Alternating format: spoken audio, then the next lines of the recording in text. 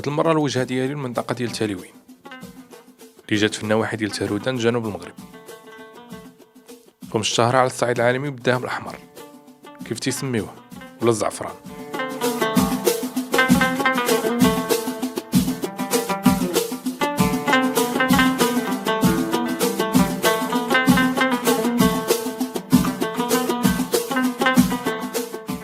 البداية ديال الانتاج ديالو تتبدا في شهر 7، تيتم الجني ديالو ما بين اخر شهر 10 حتى الاول ديال شهر 11 تقريبا 2 سيمانات.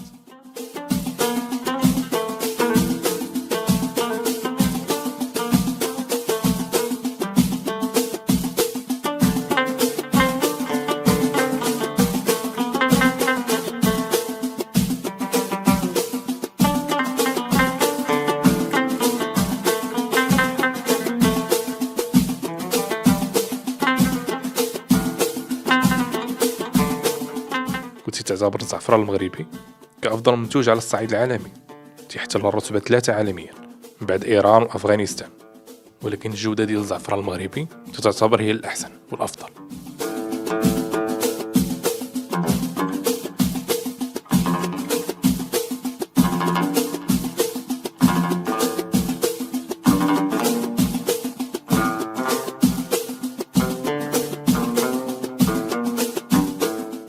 في الطريقة باش يخدموا، الرجال هما اللي تيزرعوا، من بعد ما تيطيب النساء هما اللي تيتكلفوا بعملية ديال الجني.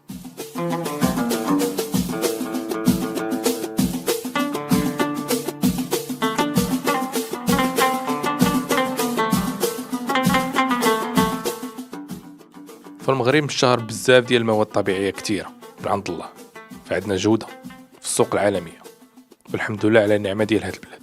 تحياتي.